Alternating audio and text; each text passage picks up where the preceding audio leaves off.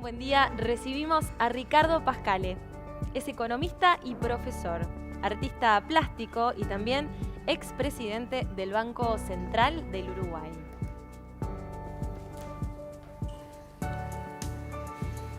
Hola Ricardo, ¿cómo estás? Un gusto recibirte. Un placer. Te veía mirando con atención la entrevista que te hicieron, no lo habías visto en papel todavía, ¿no?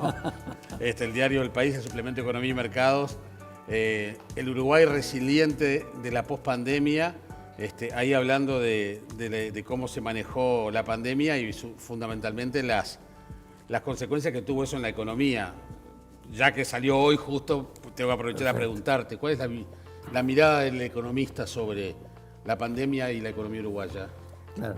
El estudio estudia, digamos, lo que se llama el índice de resiliencia, que es un indicador que sería cuánto tarda una nación, por ejemplo, en recuperar los niveles pre un gran shock externo. Ese es el concepto. El objetivo. En este caso fue un shock exógeno sanitario que afectó el factor trabajo. Entonces lo que estudiamos es cuánto tardó Uruguay en recuperar los niveles de prepandemia por una combinación de medidas económicas, monetarias y también sanitarias, entre las cuales se destaca, entre otras, destacamos la vacunación. Bien. Y Uruguay tiene una performance muy buena, ni hablar por lejos la mejor de América Latina, y la mejor de muchísimos países muy ricos y desarrollados.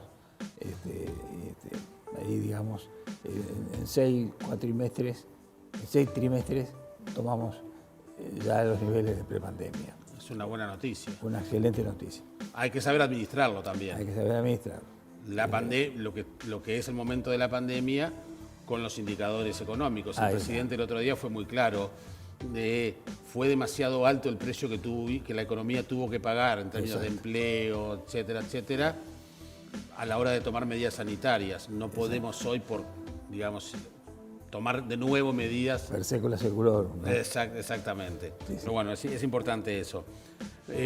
Siempre hemos hablado, Ricardo, como, y lo decía yo hoy más temprano para presentarte, como un hombre que viene de las matemáticas, que viene de la ciencia matemática, de la economía, genera un lenguaje, una forma de comunicar desde lo plástico, donde la precisión y los números también tienen mucho que ver, ¿no? O sea, uno no hace estas esculturas a las que te criaste nomás, a ver, como si fuera un rompecabezas. Hay ahí mucho pienso, son perfectas, no puede fallar nada para que esas esculturas estén. ¿Cómo trabaja la cabeza de Ricardo Pascale para hacer estas esculturas? Sí, bueno, yo creo que es un proceso, Jaime, cognitivo, ¿no es cierto? Y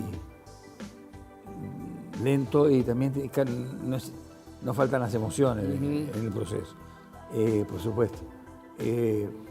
Y uno se va acercando, sobre todo cuando son esculturas como la que tú señalabas, en espacios abiertos. Uno tiene que empezar por ver cuál es el espacio. Uno va a tener que intervenir los espacios. El espacio es bello ya de por sí, el que uno va a intervenir, con lo cual agregarle un objeto extraño a ese espacio, tiene que tratar de, si se puede, de mejorarlo y si se puede. Entonces empieza todo un proceso. ¿Cuál es la escala que le vamos a dar al objeto? ¿Dónde lo vamos a ubicar? ¿Qué forma va a tener? Claro. Eso que estamos viendo, es impresionante. Sí, esto está en Barradas, ahí en Carrasco. Pero, por ejemplo, el que veíamos recién en el Bastión del Carmen. Esta es la última que dice que el Club de Golf. La del Club de Golf. También está cambiando los materiales, ¿no? Sí, porque depende mucho del espacio y de las cercanías al mar y demás, ¿no es cierto? ¿Esto qué materiales son? Esto es hierro, son caños de hierro. ¿Y te cambió? ¿Cuánto te cambia el hecho de haber dejado la madera? No. ¿No te cambia nada? No, hay que adaptarlo. Uno tiene que tener la flexibilidad de adaptarlo al espacio y al lugar donde está. Si el lugar es un lugar que puede tener muchos problemas climáticos, lo va a afectar la obra. Claro. Entonces hay que tener cuidado. Sí. Pero bueno, uno ve esto y dice, bueno, ahí hay Hay mucho trabajo. Claro, todo encaja perfectamente, ¿no? Ahí empecé. La primera pregunta que me hice es: mira esta chica. Sí. En un club.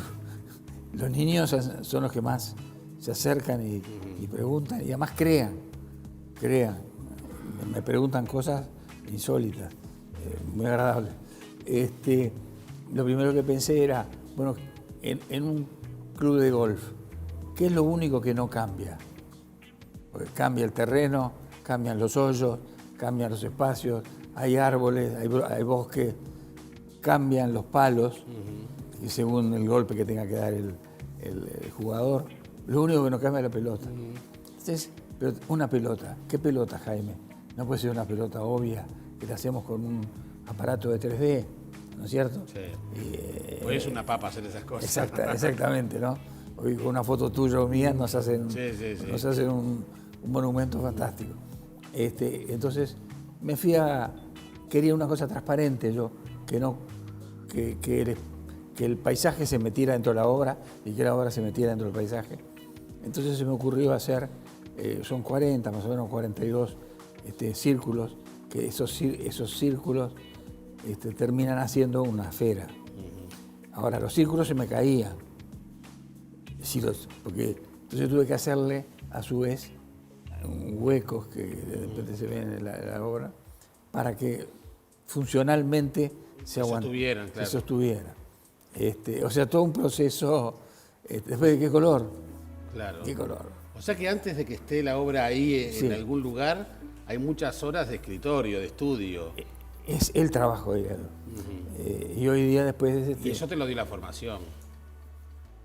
Sí, yo no tengo paciencia para hacer esas cosas. Yo queriendo meter 2 rayitas, me muero de ansiedad y quiero terminarlo cuanto antes. La miro todos los días, están muy lindas igual. Pero digo, a eso voy, fíjate lo que es, ¿no? Este es un cono truncado, sí. Bueno, esta para mí es impresionante por esa integración. Esto está en el Bastión del Carmen. Sí. Cómo se integra con eso que decías con el tema del paisaje, ¿no? Y la importancia de que esa intervención sea armónica, porque a veces también nos llevamos con sorpresas desagradables. Se cree que se puede meter cualquier cosa en cualquier lado. Bueno, hubo una fiebre de meter los aparatos de gimnasia en cualquier lado.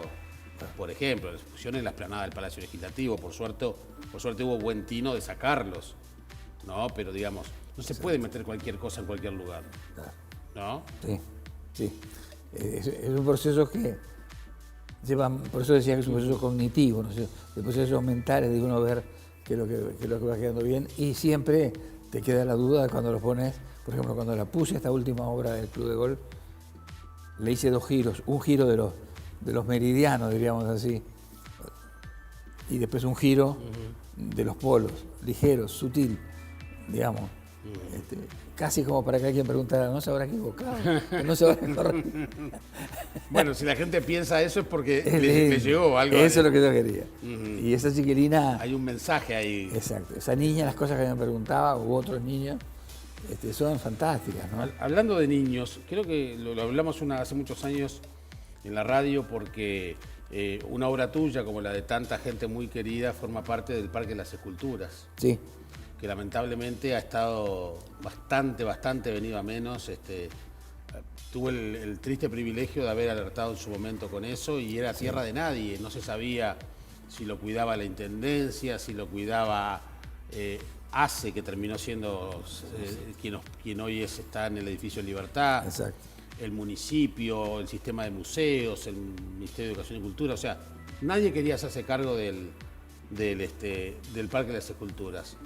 Le encajaron una placita también. Sí. Entonces, a lo que voy es, me consta que en aquel momento, porque tú me contaste, fuiste tú a buscar una parte de una pieza de la escultura porque podía provocar un accidente. Sí, claro, pesaba 600 kilos, era el remate de la obra. Y yo dije, esto se iba a caer, y además había mucho vandalismo. Entonces se podía caer y seguramente podía provocar un accidente, ¿no? Sí. Matar. Sí, no arreglaste, esa no la arreglaste, sigue incompleta. No, esa quedó ahí hasta que se decida. Nadie arregló nada, hasta que se decida hacer algo. Qué pena, ¿no? Sí, porque Montevideo tendría que tener, aunque sea un pequeño parque, aunque no sea enorme, un parque de Pero es esculturas. un muy buen parque de las esculturas Excelente. ese. Era excelente, había obras Hay de Abondanza, de Achugarri, de Nelson Ramos, Ramos, el tuyo puede estar también. estaba, en fin, Y además estaba aquel Fonseca, ¿te acordás? Fonseca, y estaba el haz de luz que cruzaba, porque cruzaba. Benes, el arquitecto Benes, que fue quien lo Benes, pergenió, Enrique. además el recuerdo para él. Era muy mancha, pero bueno, eso se le perdona. Aquel haz de luz que unía ese parque de las esculturas, un haz de luz Fantástico. azul, con el monumento Luis Valle. Exacto, le había hecho Romar Frenedo. Exacto. Frenedo, Exacto. Entonces, como que ahí hay que apuntar a mejorar esa zona. Sí, siempre, vuelta a vuelta me llaman.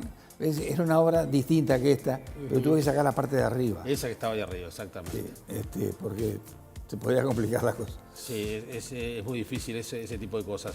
Y hablando de las intervenciones, porque tú decías, el diálogo con el público, la niña esa que estaba al lado de la escultura, también hay como varias miradas, ¿no?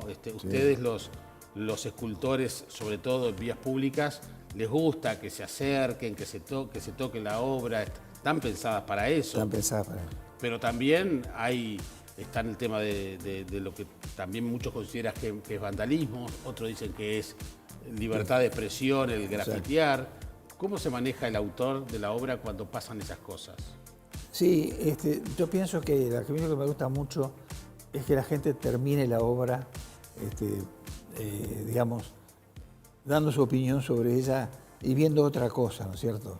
Viendo otro tema, dándole una mirada diferente, haciendo una reflexión que yo no tuve en cuenta. Eso me encanta. La intervención así, digamos, vandálica, digamos, no siempre es positiva y ahí agrega. Porque además muchas veces distorsionan el mensaje. Yo qué sé, por ejemplo, Exacto. en ese parque de las esculturas, ponerle una boca, una sonrisa, unos ojos a las figuras que se están hundiendo de la Abondanza. De Abondanza y Silveira. O que están saliendo. Están ¿no? saliendo. Porque tiene un movimiento increíble esa obra. Fantástico, Claro, obra. pero digamos, grafitear eso es un crimen. Sí. Se pueden dejar espacios para que la gente tenga su expresión pública, lo cual es lindo, eso sí es lindo. Sí. Que cada uno se exprese en fin, con grafitis. Pero en general no he tenido problemas de ese tipo. La que se vino más abajo fue el Parque de las Esculturas. Después en general no he tenido problemas de... Uno sigue viendo en la ruta cuando viaja el de Paso Pache, ¿no? Que te tocó hacerlo a partir de un accidente muy trágico, un accidente trágico con muchos muertos. Y fue una suerte también, funcionó todo muy rápido, eso, ¿no? O Muy sea, rápido. creo que fue la primera vez que yo escuché que Ricardo Pascale hacía, no te digo una obra por encargo, pero fue pero fue una reacción, digamos, para dejar, bueno, aquí en Paso Pache hubo un accidente y lo vamos a recordar con una escultura, ¿no? Sí, esa fue la que más... Tú sos artista, me vas a entender inmediatamente. Si te dicen hacer un dibujo, tú haces muy lindos retratos y otras obras, uno lo hace. Pero si te dicen, hace un retrato de fulano de tal, riéndose, bueno, cuando ya, digamos, te están constriñendo y te están... Marcando mucho el camino. Marcando mucho el camino, tú te sentís, en fin, quizás no con la comodidad total. Cuando te piden una obra, como fue la de Paso Pache, fue el peor caso que tuve, Jaime, en términos de esto que estoy hablando. Sí. De que fuera lo que se llamaban antes, y hoy una comisión, o sea, se le comete hacer una obra de tal tipo. Era, ¿cómo transmito ese dolor? ¿Cómo transmito el dolor que se habían muerto 18 niños? Y no sé cuántos mayores, pero se dio vuelta el ómnibus. Entonces hice, bueno, me llama el que después salió presidente, que era el doctor Jorge Valle, ¿no? Y me dice, hay que hacer una obra. Y la obra la financiaba el arquitecto Pinto Rizzo. Yo hice, te juro, que me sentí muy... ¿Cómo transmito el dolor? Que la cosa bueno, hice 2 obras, una de ellas, 2 proyectos. Una de ellas me hice Pinto, que era muy simple. No llego, no llego al costo. Era como de 40 metros, era una espina, Jaime. Chao. Sí, Nada está todo más, dicho. ya está. Y acá y había hecho otro dibujo que iba a salir menos, que también mostraba, digamos, la mueca, el desencaje de ese destino tan penoso para esa gente. Pero quedó allí clavado igual una suerte de obelisco que está allí. Sí, la gente le pone placas y Sí, lleva... es impresionante. Y yo cada vez que paso miro cómo está y está... Está. Por eso quería mencionarlo. Y está, muchas gracias. Fue la que más me exigió porque...